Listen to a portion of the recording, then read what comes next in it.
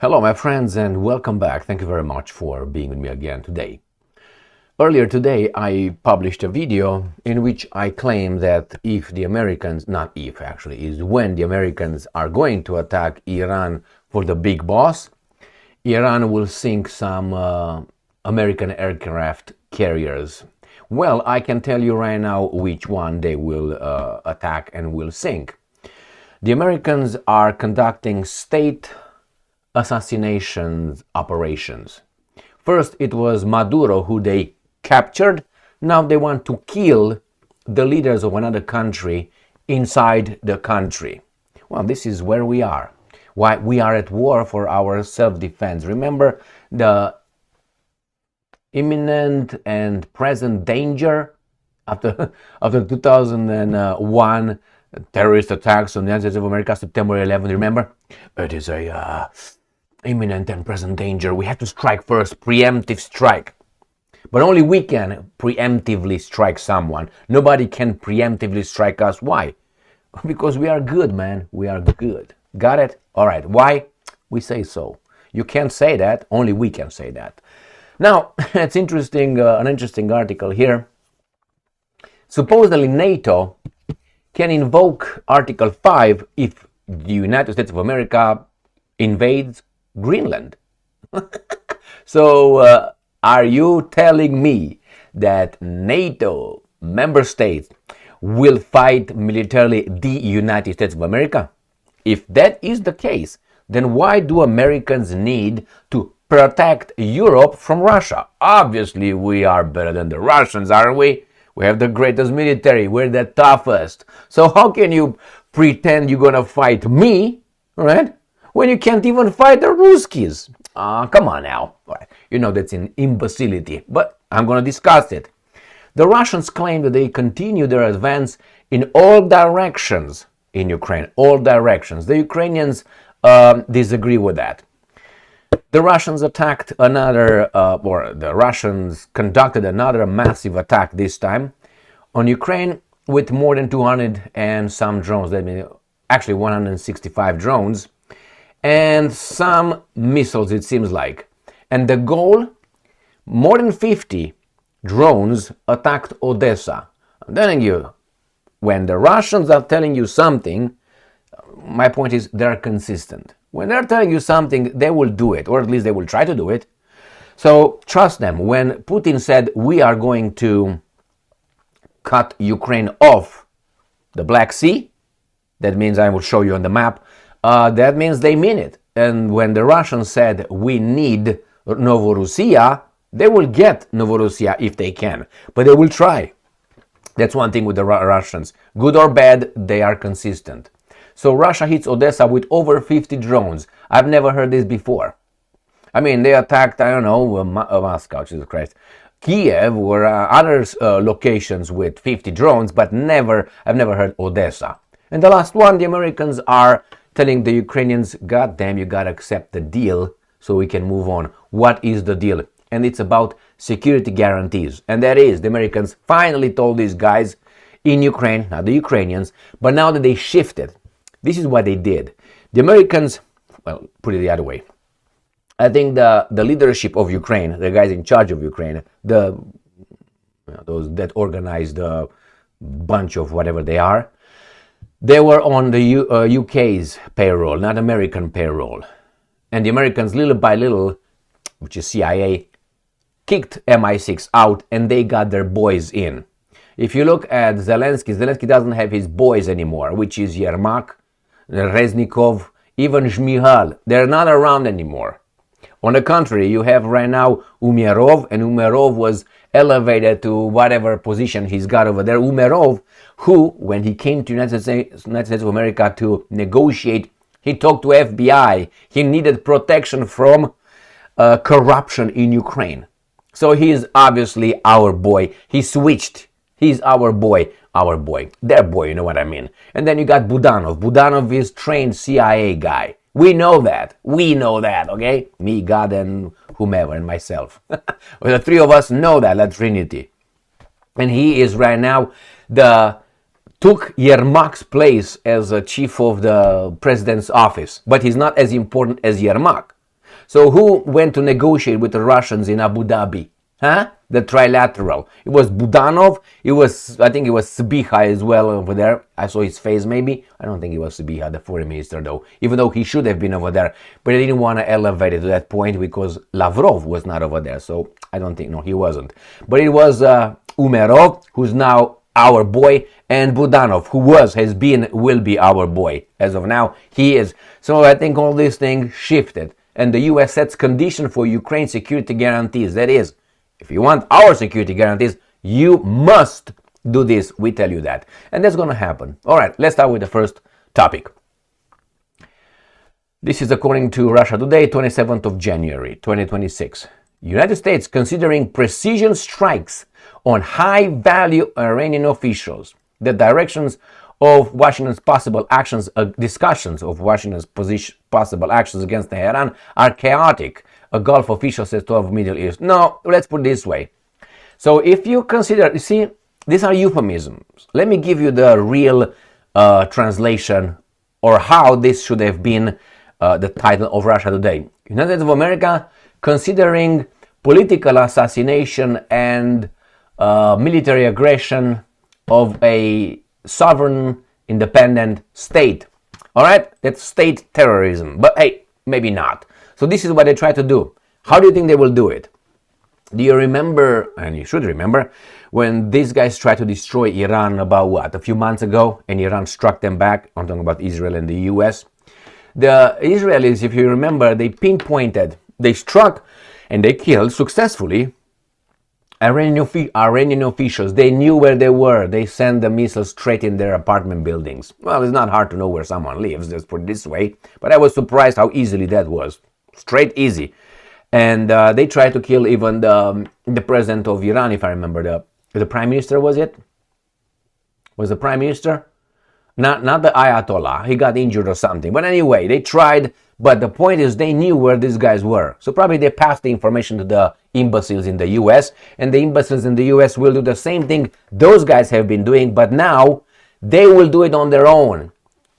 I'm almost certain that when the Americans are going to strike Iran, when they're going to strike Iran, Israel will just sit down and watch. That's what they want. They want Americans to die for their interests, not them. No, they won't say, we're not involved, you upset America. They want to switch it in such a way for these imbeciles here to show like it is in our national interest, America's interest, to change the regime in Iran, which is not. But it was maneuvered, very shallow maneuvering, just so you know. It's very observable who was behind, not even behind, but putting and pushing and pulling and, puppeteering over there. So they want to switch, get themselves out so they don't get flattened by Iran again.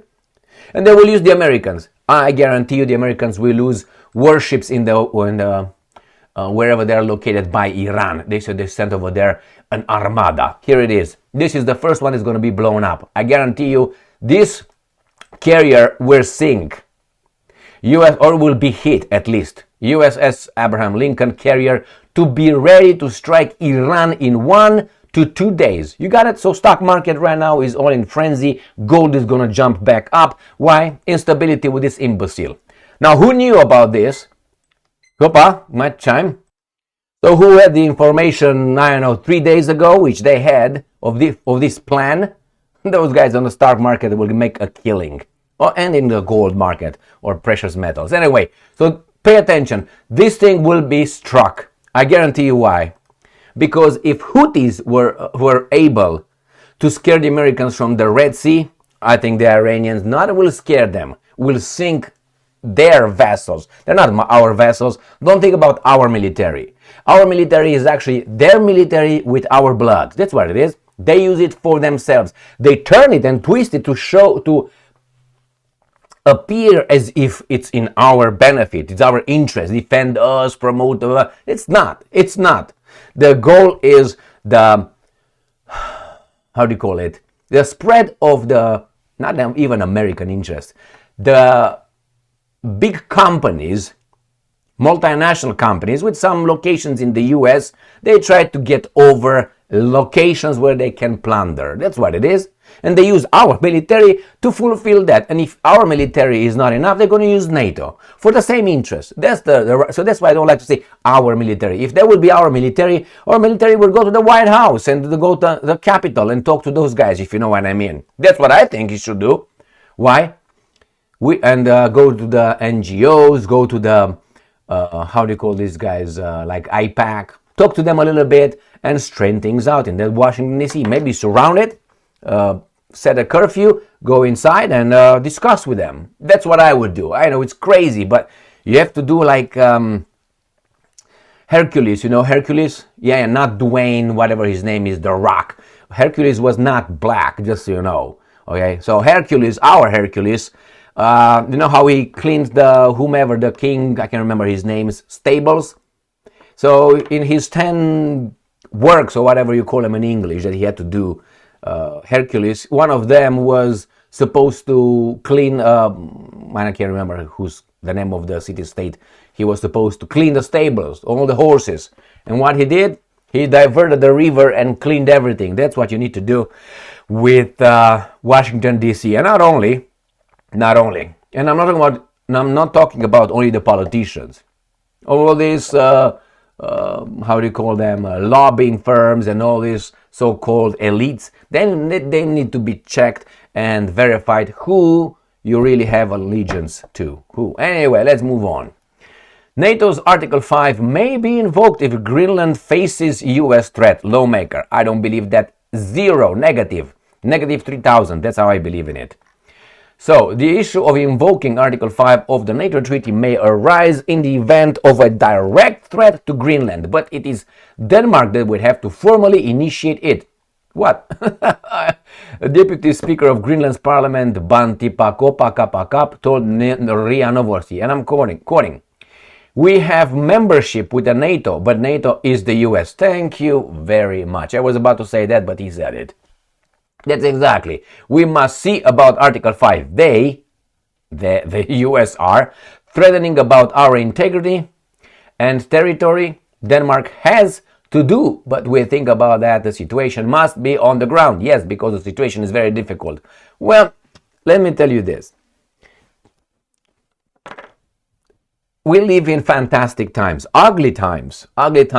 But you know, when ugly times are around, people drop their masks, become stressed, and they make their move. And when they move, people like you and I with eagle eyes, we see it. The problem is the imbeciles should also see it, because it's a low-hanging fruit of observation. They should see it, you know, even though they're bombarded with the games, with how do you call it now, Super Bowl and all this garbage, and with all the, you know, all the, I'm about to say something, all that expression of African culture, let's put it this way, and Super Bowl and all that, you know, it's over there. It's great. If you like, and all that sexual thing over there. I like sex, but really, that's what turned into, for about, I don't know, like 15 years. I don't watch that garbage. I don't watch Super Bowl and what those guys are doing over there. It's just garbage. But that's the mainstream, supposedly, in America. They try to distract the imbeciles, how do you call him, Joe Six-Pack and the soccer moms. They try to get them over there to be distracted while they're doing what they're doing, wherever they're doing, all right? So, nevertheless, my friends, Article 5, they should see that doesn't work. You got the aggressor, you got the criminal in charge. It's like the fox being in charge of the chicken coop. That's what it is right here. And anyone should see that. The problem is the media works in overdrive to pretend it's something else. I mean, unless you are below 86 IQ, a bottom feeder, a weasel, and so on, an ostrich, you don't see it. You don't see it through the little smoke screen. So nothing will happen with that one. But it's clear who's who, what's what. Let's go to the next one. Sputnik. Russia continues to advance in all directions of military operation, General Staff Chief. That's what Gerasimov claims. Is it true? Well, I think it's true. I tell you why. Because we have this one right here. Russia Today. US sets condition for Ukraine security guarantees. Financial Times. Washington is urging Kiev to withdraw from Donbass in exchange for a peace deal, the paper claims. So finally, the Americans have the power, it seems like, after they replace MI6 to tell these imbeciles over there in the Kiev, you gotta do that if you need our security guarantees. And the security guarantees will not be the ones that you think are gonna be. No, they're gonna be. Ukraine, I think, was already given to Russia as a sphere of influence, as control, and so on. Good or bad? Well, as you have Monroe Doctrine, which it was switched. Monroe Doctrine in the Southern Hemisphere, in the Americas, were not supposed to be like, this is ours. It's never been like this. It was, no, it's not, we can do whatever we. When I say we, I'm talking about these guys, okay? They can do whatever they want over there. It was just the European powers, then the colonial powers, should not come here and try to colonize these guys and oppress them even more than they did. All right? That's what the Monroe Doctrine. So don't touch these things here. Not that we are taking over, which actually that was, de jure, or not even de jure, verbally was, we're going to protect you from the guys' colonialism, but you are actually my colonial little turf here.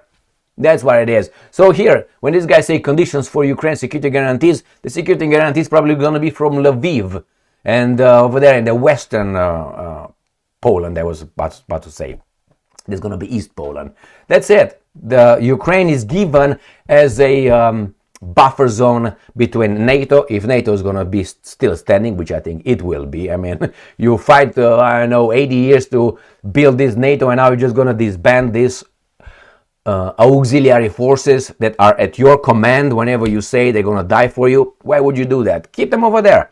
All right, so yes, let's go back here to the advance. I think the Russians advance because the other guys are in a little panic. That's why now they have the trilateral meetings and all that. It's not because they're nice. I want to see people stop being killed in Ukraine. Psst, yeah, really? You let them, 3 years be massacred in the Middle East, in Palestine, and you tell me you care about?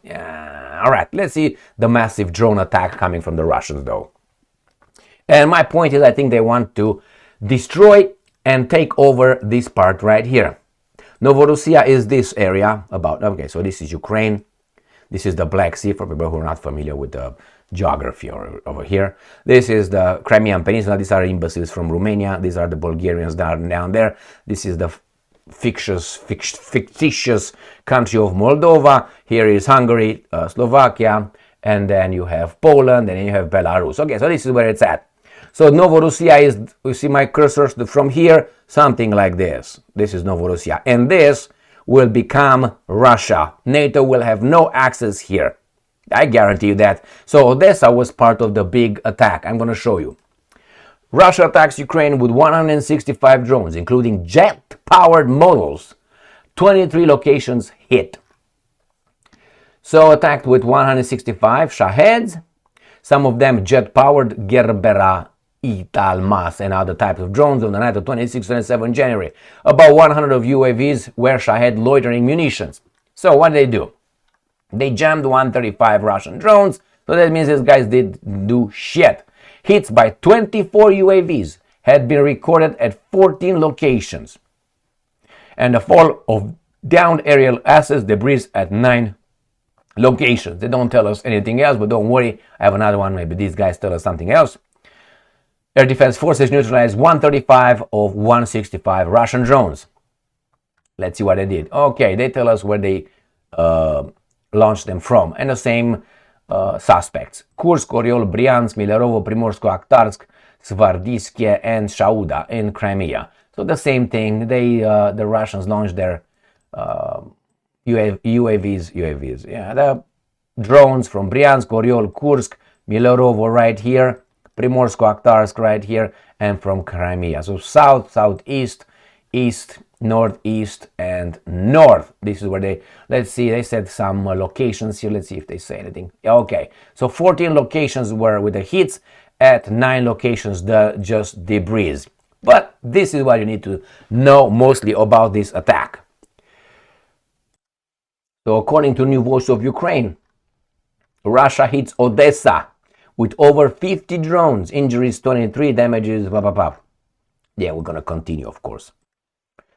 Russian forces launched a massive drone attack on Odessa overnight on January 27. Okay, so 20 people, Pakaraka, Tsakamaka, involved 50 drones, according to regional military administration. So the Russians, I think, they're tenderizing this area. This is Odessa. Tenderizing this area in order to cripple their... remember, Odessa, this area has, including here, it has a lot of deliveries and I would say armament. But the armament comes actually from here, from Romania. This is the area where they cross from... so they land in Bucharest, right here, or in Kogolnicianu, right here, where my strong hand is. This is the NATO airport. And from here, the weapons travel from these two areas. One, I know that for a fact, right? From here and here, from Bucharest, the capital, and here, they go straight there and they enter Ukraine this way. Just so you know. So Ukraine probably will remain with this area eventually, but I guess the Poles will get Lviv and Lutsk. So, and then probably the Hungarians would get the Transcarpathia or Zakarpathia. The Romanians will not take Chernouts, Moldova, and this area, because here is going to be the Russians. If these guys keep their mouth shut, it's going to be the Russians, and this is going to be probably Ukraine. All right, let's see. They are going to take Novorossiya. They're going to cut them off right here. The Russians will not allow NATO to have, as they say, Marea Nostri. Marea Nostri, it was a term coined by the Romans. This is Marea Nostri, when the Romans had the empire surrounding the Mediterranean Sea. They called Mediterranean Sea Marea Nostri, which means our sea.